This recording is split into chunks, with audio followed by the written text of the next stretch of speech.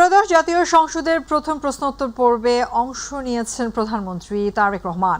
এ সময় তিনি বলেন, খাল খনন ও বৃক্ষরোপণ কর্মসূচি জোরদার করা হবে পরিবেশ ও কৃষি রক্ষা। তিনি জানান, আগামী 14 এপ্রিল থেকে নারী সদস্যদের মাঝে ফ্যামিলি কার্ড বিতরণ শুরু হবে। এতে মূল্যস্ফীতির উপর কোনো চাপ পড়বে না, বরং অর্থনীতি আরও গতিশীল হবে।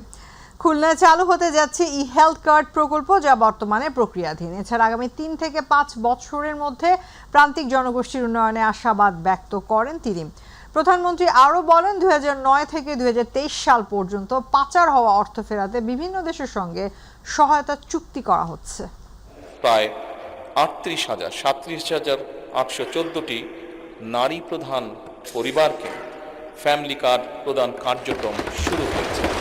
বাংলাদেশের 8টি বিভাগের 10টি জেলার 11টি উপজেলায় 11টি ব্লকে পাইলটিং কাজ শুরু হয়েছে। সর্বমোট 9,102 জন উপকারভোগীর ব্যাংক অ্যাকাউন্টে নির্বাচনী প্রতিশ্রুতি অনুযায়ী সম্মানী পৌঁছে দেওয়া হয়েছে। কাবিখা, কাবিটা, টিআর এই সকলের মাধ্যমে 1500 কিলোমিটার খাল খনন পুনর্খনন সংস্কারের কাজ হবে ইনশাল্লাহ। এই বছরই সরকারি প্রাথমিক বিদ্যালয় ইনশাল্লাহ 2 লক্ষ শিশুর মাঝে বর্তমান সরকার বিনামূল্যে স্কুল ড্রেস বিতরণের পরিকল্পনা বাস্তবায়ন করবে ইনশাল্লাহ। মেডিকেল কলেজ হাসপাতালে হাম আক্রান্ত আরও 21 শিশুকে ভর্তি করা হয়েছে। হাসপাতাল সূত্রে জানা গেছে, 17 মার্চ থেকে 31 মার্চ আজ বুধবার সকাল 9টা পর্যন্ত ময়মনসিংহ মেডিকেল কলেজ হাসপাতালে মোট 143 শিশুর শরীরে হাম শনাক্ত হয়। বর্তমানে হাসপাতাল আইসোলেশন ওয়ার্ডে মোট 64 রোগী চিকিৎসা নিচ্ছেন। 5 শিশু চিকিৎসাধীন অবস্থায় মারা গেছেন। তাদের মধ্যে জ্বর ও শ্বাসকষ্টের লক্ষণ ছিল। চলতি মাসের মধ্যবর্তী সময় থেকে ময়মনসিংহ মেডিকেল কলেজ হাসপাতালে হামে আক্রান্ত রোগীর সংখ্যা বাড়তে শুরু করে। হাম সংক্রমণ রোধে সকল সচেতন হওয়ার তাগিদ দিয়েছেন চিকিৎসকরা।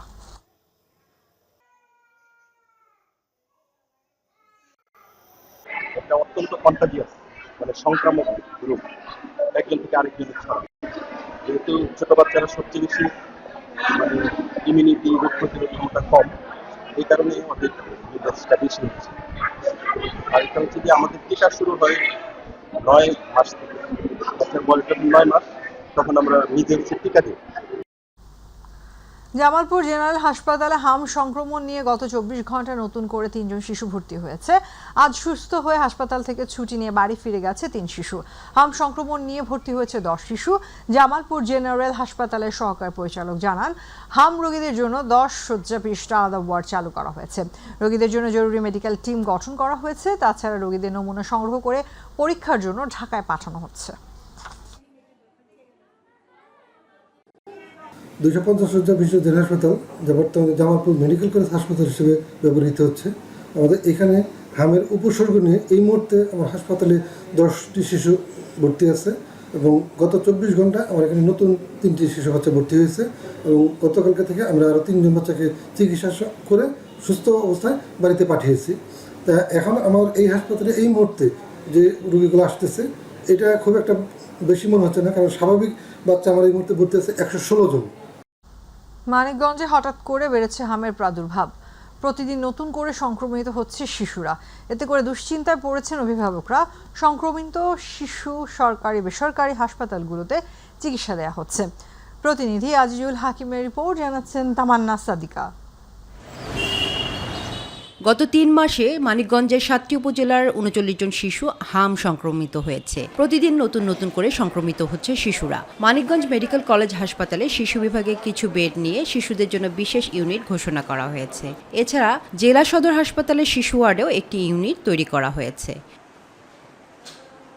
হাসপাতালে ভর্তি হওয়া এসব শিশুদের ঠান্ডা, জ্বর, কাশি এবং শরীরে লালচে র্যাশ রয়েছে। শিশুদের স্বাভাবিক চিকিৎসার ব্যবস্থা থাকলেও নেই কোনো আইসিইউ ব্যবস্থা। শিশুদের শারীরিক সমস্যার কথা নিয়ে চিন্তিত অভিভাবকরা। হাসপাতালে ভর্তি হওয়ার পর র্যাশ বেরোইছে পরে ডাক্তাররা বলছে যে মানে চিকিৎসা যা আছে এগুলা দিছে। এখন 2 দিন ধরে ভর্তি, একটু কমছে আর কি র্যাশের ওগুলো, কিন্তু জ্বর টর কমে না এখন তো নেই। গায়ে উঠছে, র্যাশ উঠছে, জ্বর একটু কমছে, ঠান্ডাও একটু কমছে, কাশ আছে। ভর্তি হয়েছি 3-4 দিন। সদরে ভর্তি ছিলাম 3-4 দিন। হাসপাতালে ভর্তি শিশুদের চিকিৎসার কথা বলছেন মানিকগঞ্জ মেডিকেল কলেজ হাসপাতালের এই চিকিৎসক। এই মেজার্সটা মেনলি হয় ভ্যাকসিনের অভাবে। অনেক সময় মেজার্স ভ্যাকসিনও তো 9 মাসে একটা দেয়, আবার হয়তো 18-19 মাসে একটা দেয়। তো ওই ম্যাক্সিমাম হলো সেকেন্ড ডোজটা মিস করলে তখন মনে করেন যে এই মেজার্স ভাইরালটা হয়, মেজার্সটা হয়। হামে আক্রান্ত শিশু সহ জেলায় হামের পরিস্থিতির কথা জানালেন জেলা স্বাস্থ্য কর্মকর্তা। এখন পর্যন্ত আমাদের মানিকগঞ্জের অবস্থাটা ওইরকম ভয়াবহ না, অ্যালার্মিং না। আপনি বুঝতেই পারতেছেন যে জানুয়ারি থেকে এ পর্যন্ত মাত্র 39 জন, তার মানে প্রতি মাসে 10 জনের মতন রোগী হয়তো ভর্তি হয়েছে আর কি। আক্রান্ত শিশুদের জন্য সঠিক চিকিৎসা ব্যবস্থা নিশ্চিতের পাশাপাশি হামের টিকার বিষয়ে সরকার দ্রুত ব্যবস্থা গ্রহণ করবে, এমনটাই প্রত্যাশা প্রতিটি শিশুর অভিভাবকদের। তামান্না সাদিকা, মাই টিভি। মালয়েশিয়া থেকে প্রায় 30,000 টন পরিশোধিত ডিজেল নিয়ে চট্টগ্রাম বন্দরে ভিড়েছে ট্যাঙ্কার জাহাজ পিভিটি সোলানা।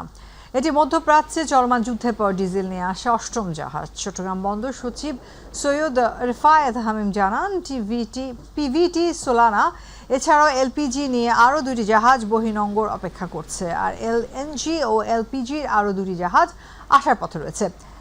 বিপিসির কর্মকর্তা জানিয়েছেন, জাহাজটি বহিনঙ্গরের আলফা অ্যাঙ্কোরেজ থেকে সরাসরি পতেঙ্গা ডলফিন জেটিতে আনিয়ে তেল খালাসের কাজ চলছে। কয়েকদিনের মধ্যে আরও একটি জাহাজ জ্বালানি তেল নিয়ে বন্দরে পৌঁছাবে।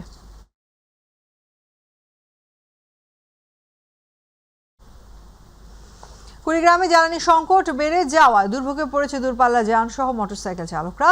জ্বালানি তেল সংকটে ফিলিং স্টেশনগুলোতে তেল সংগ্রহ ক্রেতাদের উপচে পড়া ভিড়।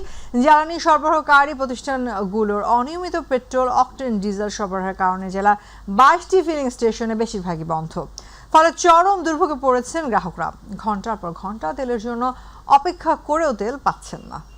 অনেক জায়গার বোতল ও জেরিকেনে অতিরিক্ত তেলও দেওয়া হচ্ছে। জেলা প্রশাসনের উদ্যোগে ট্যাগ অফিসারের তত্ত্বাবধানে ফিলিং স্টেশনে জ্বালানি সরবরাহ করা হচ্ছে।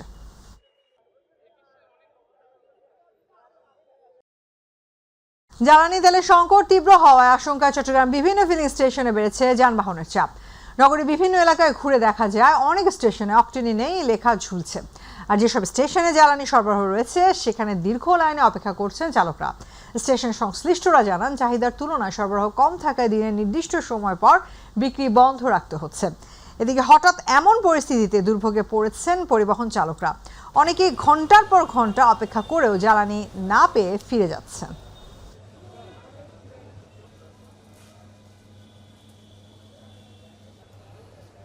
মাদারীপুরের শিবচরে দোকানের তালা ভেঙে 28 ব্যারেল জ্বালানি তেল জব্দ করে ভ্রাম্যমাণ আদালত। পরে তাকে খোলা বাজারে ন্যায্য মূল্যে বিক্রি করে সরকারি কোষাগারে অর্থ জমা করা হয়।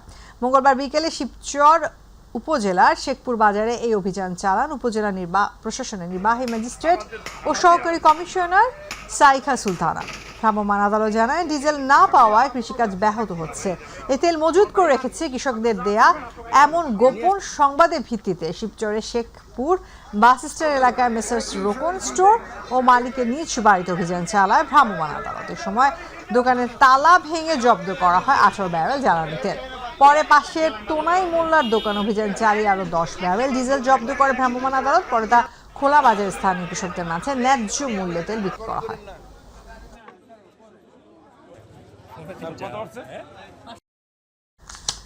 গাজীপুরের কালিয়াকৈর উপজেলা জ্বালানি সংকটজনিত বিদ্যুৎ সাশ্রয়ের প্রেক্ষাপটে খোলা মাঠে এক ব্যতিক্রমী গণশুনানি অনুষ্ঠিত হয়েছে। উপজেলা চত্বরে উপজেলা প্রশাসনের উদ্যোগে আয়োজিত এই গণশুনানিতে স্থানীয় জনগণের সরাসরি অংশগ্রহণ ছিল চোখে পড়ার মতো। উপস্থিত ছিলেন উপজেলা নির্বাহী কর্মকর্তা AHM ফখরুল হোসেন এবং উপজেলা সহকারী কমিশনার ভূমি ফাহিম শাহরিয়ার। তারা সাধারণ মানুষের বিভিন্ন সমস্যা ও অভিযোগ মনোযোগ সহকারে শোনেন এবং তাৎক্ষণিকভাবে প্রয়োজনীয় নির্দেশনা প্রদান করেন।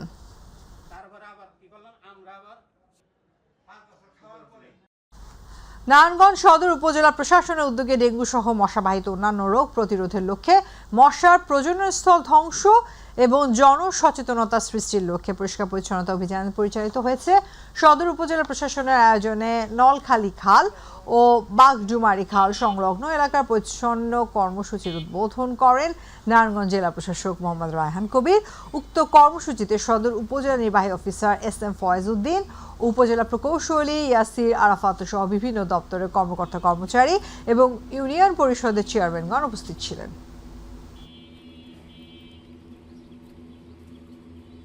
আপনারা যেমনটি দেখতে পাচ্ছেন যে এই স্কিমটারও আসলে আমরা উদ্বোধন করছি।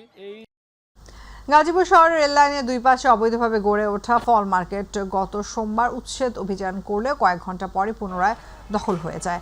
ফলে দুপুরে পুনরায় রেল ক্রসিং এলাকায় ফুটপাত দখল মুক্ত করার অভিযান পরিচালনা করে গাজীপুর সিটি কর্পোরেশন। গাজীপুর জয়দেবপুর থেকে শুরু করে গাজীপুর ঢাকা মহাসড়কের চৌরাস্তা পর্যন্ত মহাসড়কের দুই পাশে গড়ে ওঠা সকল ধরনের অবৈধ স্থাপনা উচ্ছেদ করা হয়েছে। বর্তমান প্রধানমন্ত্রী ক্লিন সিটি গ্রিন সিটি কর্মসূচির আওতায় অভিযান পরিচালিত হয়।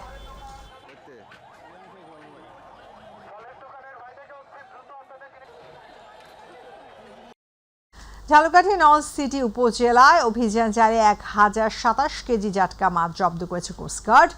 উপজেলার দপদপিয়া 0 পয়েন্ট এলাকায় অভিযান পরিচালনা করা হয়। জানা যায় পটুয়াখালী থেকে আসা ঢাকাগামী ইসলাম পরিবহনের একটি গাড়িতে অবৈধভাবে জাটকা মাছ পরিবহন করা হচ্ছিল। গোপন সংবাদের ভিত্তিতে কোস্টগার্ড গাড়িটি থামিয়ে তল্লাশি চালিয়ে বিপুল পরিমাণ জাটকা মাছ উদ্ধার করে। এ সময় উপজেলা সহকারী কমিশনার রিজভি আহমেদ সবুজ উপস্থিত থেকে ভ্রাম্যমাণ আদালত পরিচালনা করেন। অভিযানে গাড়ির চালক সহ 3 জন স্টাফকে মোট 5,000 টাকা জরিমানা করা হয়।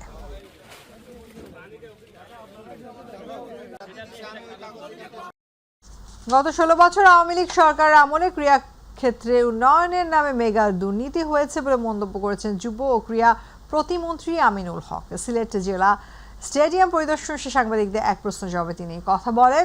এ সময় আগামী 30 এপ্রিল প্রধানমন্ত্রী সিলেটের নতুন করে স্পোর্টসের উদ্বোধন করবেন বলেও ঘোষণা দেন প্রতিমন্ত্রী। তিনি বলেন, এর মাধ্যমে তরুণ প্রজন্মের খেলোয়াড়রাও নতুনভাবে উজ্জীবিত হবে।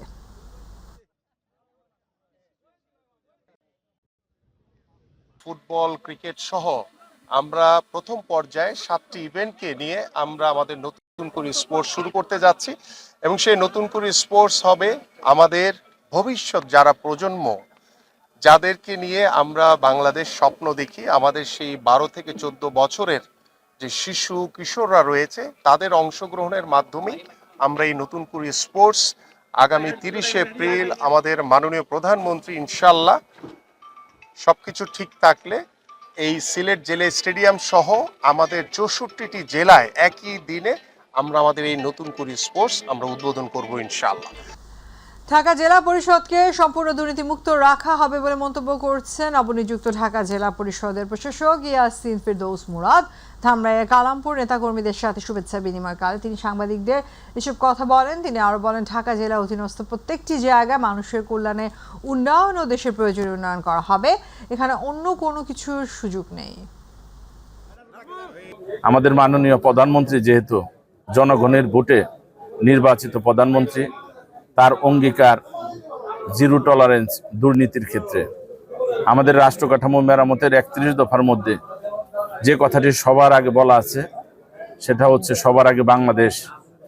সেই বাংলাদেশকে বিনির্মাণ করতে আমাদেরকে যে দায়িত্ব দিয়েছেন সেই দায়িত্ব আমরা সততা এবং ন্যায়পরায়ণের ভিত্তিতে করব।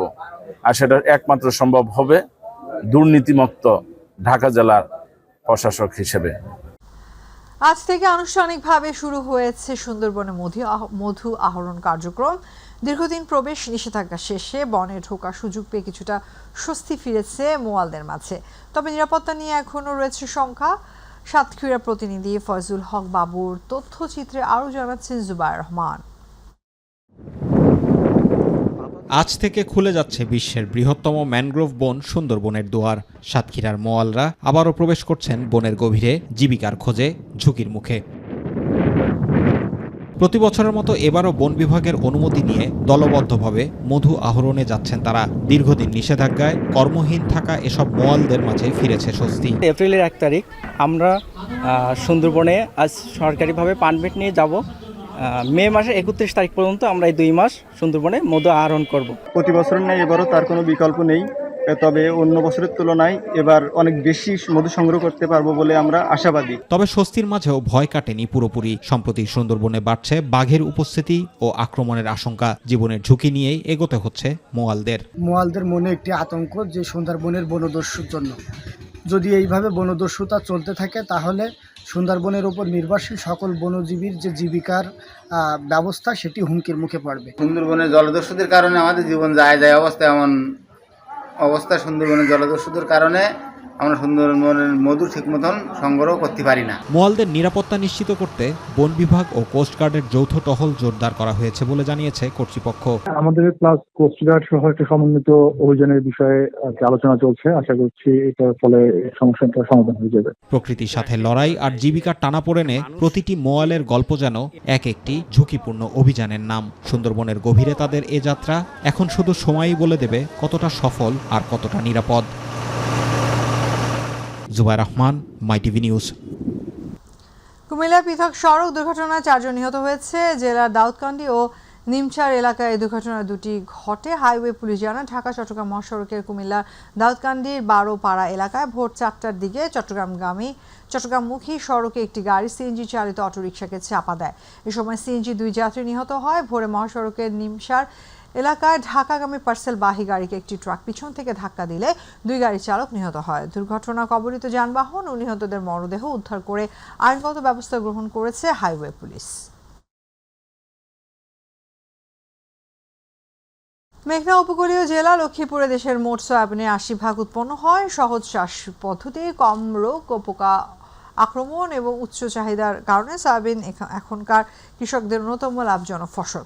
চলতি বছর অনুকূল আবহাওয়া ও কৃষি বিভাগের নিয়মিত পরামর্শে মাঠগুলো সবুজে ভরে উঠেছে, যা নতুন আশা জাগাচ্ছে। প্রতিনিধি শফিউল আজম চৌধুরী জুয়েলের পাঠানো তথ্যচিত্রে তামান্না সাদিকার রিপোর্ট।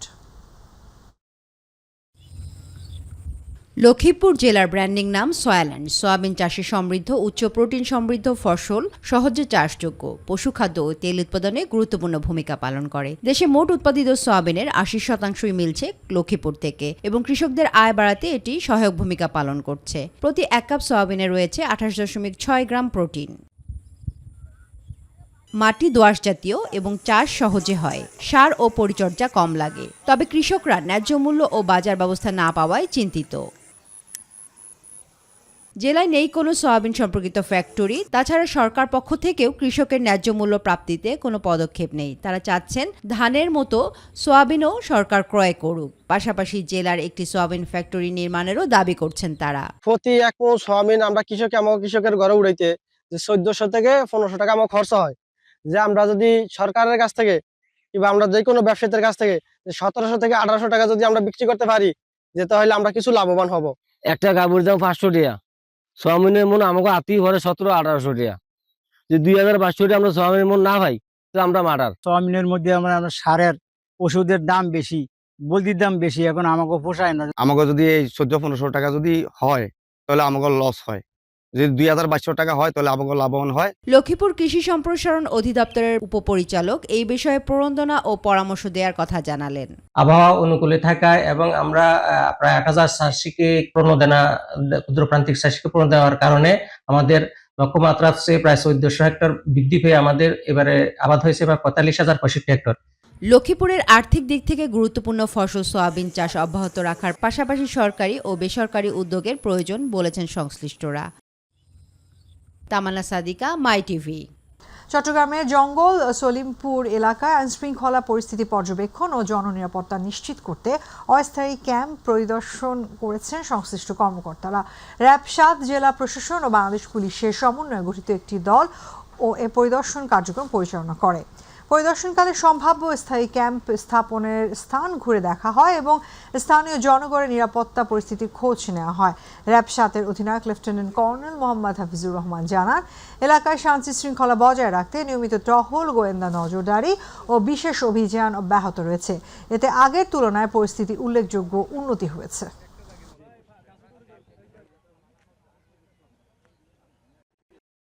আমরা চাই এই এলাকার মানুষের, সাধারণ মানুষ যারা আছে তারা একটা জিম্মি দশা থেকে মুক্তি পাক, তারা একটা সুন্দর জীবনে ফিরে আসুক। আমরা চাই না বাংলাদেশের কোনো এলাকায় কোনো সন্ত্রাসীর অভয়ারণ্য হোক। কুষ্টিয়ার কুমারখালীতে ভ্যান চালক মোহাম্মদ তাজিম আলী হত্যা মামলায় দুজনকে গ্রেফতার করেছে পুলিশ। রাজবাড়ী সদর থানার চন্দনী এলাকা থেকে তাদের গ্রেফতার করা হয়। কুমারখালী থানার ভারপ্রাপ্ত কর্মকর্তা জামালউদ্দিন জানান, তথ্য প্রযুক্তি ও মোবাইল কল রেকর্ড বিশ্লেষণের মাধ্যমে আসামিদের অবস্থান শনাক্ত করে তাদের গ্রেফতার করা হয়। পরে বুধবার সকালে তাদের আদালতের মাধ্যমে কারাগারে পাঠানো হয়েছে।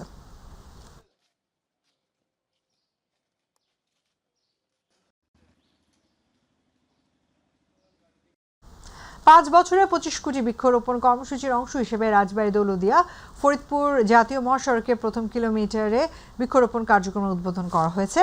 শুভ উদ্বোধন করেন জেলা প্রশাসক সুলতানা আক্তার ও রাজবাড়ী সড়ক বিভাগের নির্বাহী প্রকৌশলী কুমারেশ বিশ্বাস। সে সময় উপস্থিত ছিলেন উপজেলা নির্বাহী অফিসার সাথী দাস, গোয়ালন্দা ঘাট থানার ওসি মমিনুল ইসলাম সহ অন্যান্যরা।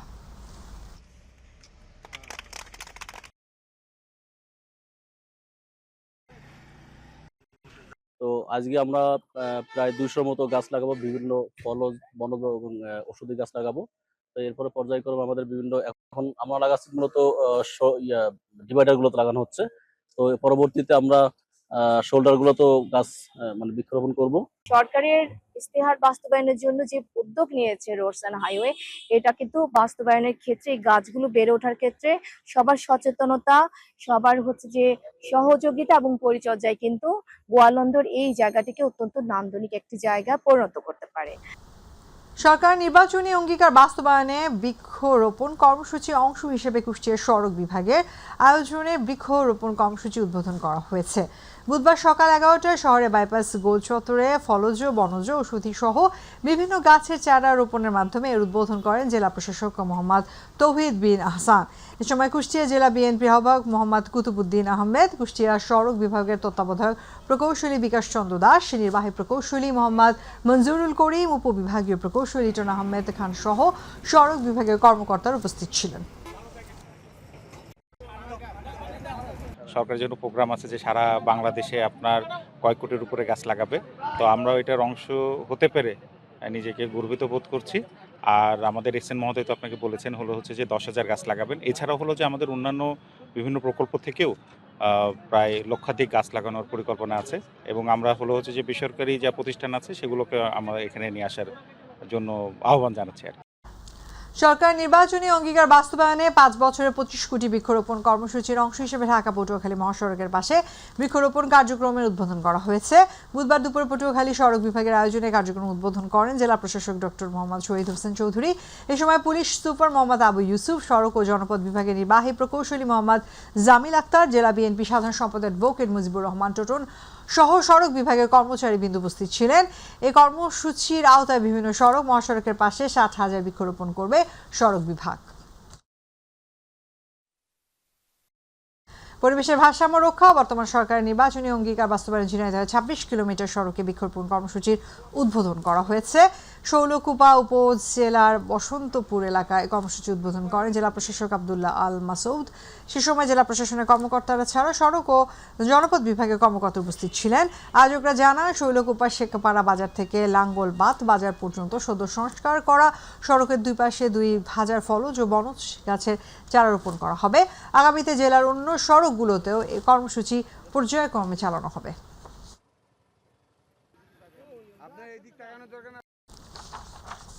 মানিকগঞ্জের ঘিওর উপজেলার তরা ক্রস ব্রিজে জাতীয় মহাসড়কের পাশে বৃক্ষরোপণ কার্যক্রম উদ্বোধন করা হয়েছে।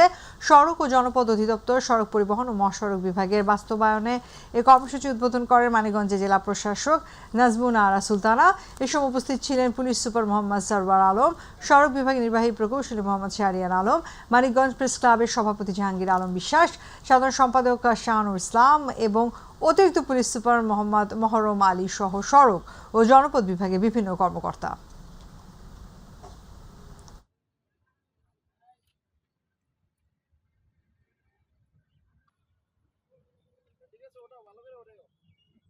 মুন্সিগঞ্জে ধলেশ্বরী নদীতে গোসল করতে নেমে নিখোঁজ হওয়া কিশোর মোহাম্মদ রাকিবের মরদেহ 19 ঘন্টা পর উদ্ধার করেছে ফায়ার সার্ভিসের ডুবুরি দল।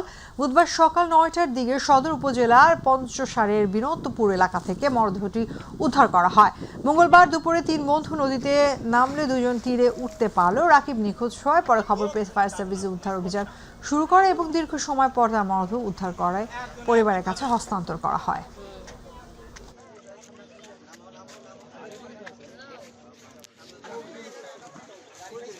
রাস্তার পাশে ফেলে রাখা একটি স্টিলের ট্যাঙ্কের ভেতর থেকে অজ্ঞাতনামা এক নারী অর্ধগলিত মরদেহ উদ্ধার করেছে শেরপুরের শ্রী বড়দি থানা পুলিশ। শহরের তাঁতিহাটি নয়াপাড়া ঢালিবাড়ি মোড়ে রাস্তার পাশ থেকে এই মরদেহ উদ্ধার করা হয়। পুলিশ জানায় সকাল থেকে রাস্তার পাশে একটি মালিকবিহীন ট্রাঙ্ক পড়েছিল। দুপুর পর্যন্ত ট্রাঙ্কটি একই স্থানে পড়ে থাকতে দেখে স্থানীয়দের সন্দেহ জাগে। এক পর্যায়ে খবর পেয়ে পুলিশ তালা ভেঙে ট্যাঙ্কের ভেতর থেকে অর্ধগলিত অজ্ঞাত নারীর মরদেহ উদ্ধার করেন। ধারণা করা হচ্ছে কয়েকদিন আগে হত্যার পর গভীর রাতে দুর্বৃত্তরা মরদেহটি ফেলে রেখে গেছে। টাঙ্গাইলের ঘাটাইলে গুণগ্রাম বাস স্ট্যান্ডে অবৈধ মোটরযানের বিরুদ্ধে অভিযান চালিয়েছে প্রশাসন। বুধবার বেলা 11টায় ভারপ্রাপ্ত ইউএনও জাহিদুর রহমান নেতৃত্বে অভিযান পরিচালিত হয়। এতে 3টি মামলায় মোট 2500 টাকা জরিমানা আদায় করা হয় এবং একটি রেজিস্ট্রেশনবিহীন মোটরসাইকেল জব্দ করে ডাম্পিং ইয়ার্ডে পাঠানো হয়। প্রশাসন জানায় সড়কে শৃঙ্খলা ফেরানো ও নিরাপত্তা নিশ্চিত করতে এ ধরনের অভিযান ভবিষ্যতে অব্যাহত থাকবে। সিরাজগঞ্জের সলঙ্গায় পুকুরে বিষ দিয়ে মাছ নিধনের অভিযোগ উঠেছে জাহাঙ্গীর নামে এক ব্যক্তির বিরুদ্ধে। ভুক্তভোগী মাছ চাষির অভিযোগ গত 15 মার্চ সেচ পাম্প চুরির সময় জাহাঙ্গীরকে আটক করা হয়। পরে থানায় অভিযোগ করার জেরে তাকে বিভিন্নভাবে হুমকি দেওয়া হচ্ছিল। এই ধারাবাহিকতায় মঙ্গলবার রাতে পুকুরে বিষ প্রয়োগ করা হয় বলে দাবি তার। এই ঘটনায় সলঙ্গা থানায় অভিযোগ দায়ের করা হয়েছে। পুলিশ জানিয়েছে বিষয়টি তদন্ত করে প্রয়োজনীয় ব্যবস্থা নেওয়া হবে। যশোরের বাঘারপাড়া উপজেলা একাধিক ইউনিয়নে ফসলি মাঠ গত রাতে 5টি ট্রান্সফরমার চুরির ঘটনা ঘটেছে। উপজেলার রায়পুর ইউনিয়নের দুর্গাপুর গ্রামের কৃষক সদর উদ্দিন মাস্টারের ডিপের 10 নেভি এবং মফিজুল ইসলামের ভবনপুর গ্রামের কৃষক আলতাফ হোসেনের একটি সহ মোট 5টি ট্রান্সফরমার চুরি হয়। এতে চরম বুড়ুভাবে পড়তে হয় ভুক্তভোগী কৃষক এবং পাশাপাশি চুরি শত বিঘা জমির ধান নষ্ট হবার আশঙ্কায় দিশেহারা হয়ে পড়েছে বলে জানান কৃষকরা। বরিশালের গৌরনদী উপজেলা আশোকাঠি ঐতিহ্যবাহী ভুবন সাহারবাড়ি মন্দিরে বাৎসরিক কালী পূজা ও মনসা মন্দির উদ্বোধন করা হয়েছে। ঐতিহ্যবাহী এ মন্দিরের পূজাকে ঘিরে উৎসবের আমেজ ছড়িয়ে পড়ে। পুজো উপলক্ষে মন্দির ও তার পার্শ্ববর্তী এলাকাকে আলোকসজ্জায় সজ্জিত শোভনীয় সাজানো হয়েছে। পূজাকে ঘিরে দেশের বিভিন্ন এলাকা থেকে অসংখ্য ভক্তবৃন্দের সমাগম ঘটে। মন্দির আঙিনায় ধর্মী আলোচনা সভা ভোলা সাহা সভাপতিত্বের প্রধান অতিথি হিসেবে ছিলেন উপজেলা বিএনপির আহ্বায়ক সৈয়দ সরওয়ার আলম বিপ্লব। বিশেষ অতিথি ছিলেন প্রেস ক্লাবের সভাপতি জহুরুল ইসলাম জহির, উপজেলা পূজা উদযাপন কমিটির সভাপতি অধ্যক্ষ নির্মল হালদার।